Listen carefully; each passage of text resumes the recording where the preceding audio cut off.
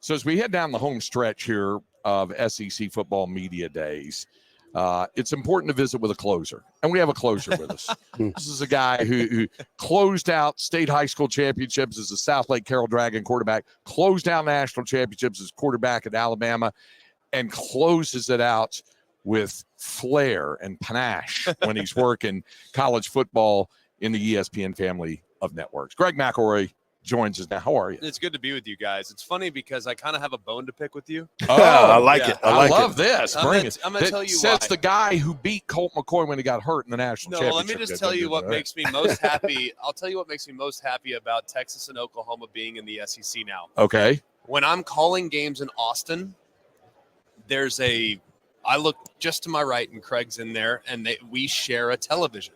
Yeah. And it's right between the two booths. That's true. And I would be like, hey, let's put on Bama LSU. And he's like, no, we're going to watch Kansas Oklahoma State because this game matters more to us than that stupid Bama LSU game. So it's like now with us having aligned interest in the sport, we'll put on the biggest game between the two. Yeah, you see, in those days, it just meant more back then. That does no longer apply here, so that's a good thing. Well, how about your impressions of this week and how everything's gone? Is it just us, or was there kind of a little bit of a palpable buzz running through here yesterday when Texas was running through here? It was. I mean, yesterday felt like the day that was the most noteworthy with Alabama and Texas for sure. Yeah. I was somewhat underwhelmed on Tuesday. I was just with the sheer collection of teams on Tuesday, all with pretty significant expectations.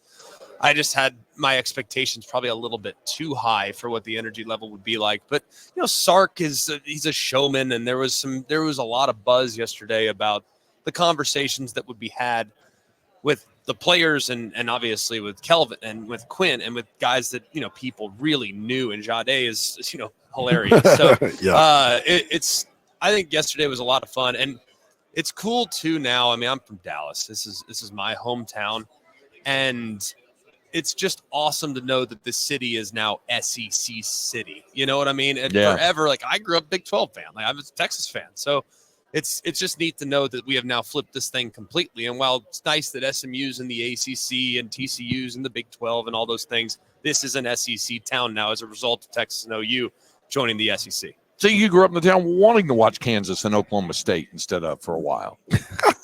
Maybe not those two programs in particular. I was more interested, at least back in the early 2000s, in Colorado. And Oklahoma. Where we all? And Colorado became interesting again here last year. So it's been fun.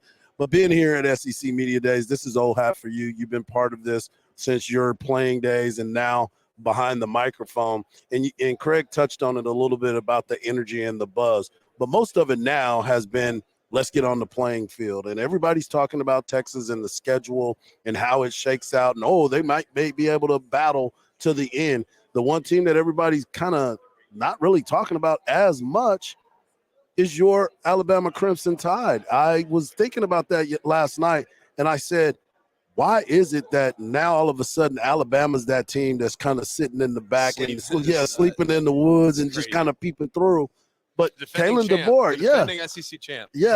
It's crazy. But Kalen DeBoer coming in, his mindset, being able with Jalen Milroe, I'm a big fan of Jalen. I was wondering why they were talking about he may not be the guy, and I'm like, what are y'all watching? The kid is athletic. Let him play through his mistakes, and you'll see what he can do. Well, he did that. Now he's a Heisman Trophy candidate coming into the season. When you look at Alabama now with Kalen DeBoer, are the expectations still the same? Yes. But I think that it's really uncomfortable for people, and I've noticed this really all week. People feel like if you tout Alabama this year, you're basically discrediting Nick Saban. And people are really uncomfortable with that. And I think, dude, they're the SEC champs. It's a both and. It's you can acknowledge that Nick Saban is the greatest college football coach in the history of the sport, while still thinking that in his absence, the program that he just departed can still win the league. Right. It's it's been weird for me to. I mean, don't get me wrong. Like I think Nick Saban's great, but I don't remember him in the last 17 years throwing any passes. Like, he's great. I mean, like I love the guy. So I think that there's still plenty of talent on the roster. Absolutely.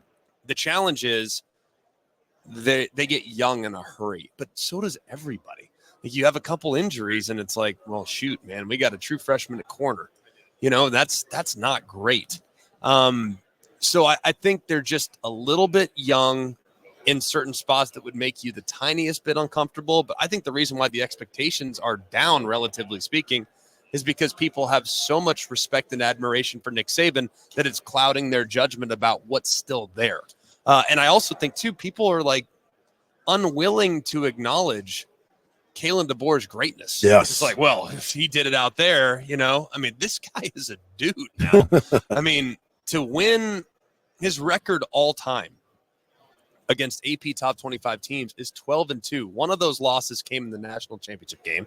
And with a far, far less talented team in the trenches where championships are won, they had a chance, if not for a 30-yard run by J.J. McCarthy on 3rd and 9 backed up. Like they were in the game and played awful. So I think this guy's the real deal. And to be 12-2 against AP ranked teams, 105 and 12, like everybody always says in the total record, I don't care as much about that. 12-2 against AP ranked teams with Washington and Fresno. Those two places are not like historically great programs. It's not Ohio State. Right. I mean, so when your record against ranked teams is better than Ryan Day's and you've been at Fresno and Washington State, that's insane. You know what I mean? So I think he's really, really good. And I think he has done more with less in the last handful of years. And it should be a pretty seamless transition. Now, the world has changed around them. It's a harder road. It's a tougher play. It's a tougher world. It's a tougher schedule. All those things can be true, but it doesn't mean they shouldn't still expect to be in the playoff mix and still expect to be in the national championship mix. With all of the talk about Texas and Alabama and Oklahoma, when the dust settles and the smoke clears, everybody's walking out of Dallas feeling Georgia's still the team to beat, right? I think they have the fewest question marks. They have the fewest holes. But I also acknowledge that there are holes. There are question marks. Last year, in particular, their run defense wasn't the same. Like you can look statistically at some of the games, and you can look at the Missouri game. They got gashed. I mean, gashed on the ground. They got pushed around in the SEC championship game. Like I saw Georgia defensive linemen 5-6 yards downfield. I mean, I'm not used to seeing that. Right. Georgia Tech ran it on them. I mean, there were holes defensively in the run game that do concern me a little bit. Have they adequately addressed them? Knowing Kirby, yes. But at the same time, too, I mean, just like everybody else, I think they have the hardest schedule in America. I mean, you're telling me that your 7th toughest game is at Kentucky, who's a top 30 program? Like, that's your 7th most difficult game. At Texas, at Bama, at Ole Miss, Clemson neutral site, Florida neutral site in a rivalry game. And I think Florida's going to be a lot better than people realize. So, like, you're looking at these games, it's like, man, this is a gauntlet. So I think they're probably a 10-2 football team, just like Texas, just like Bama.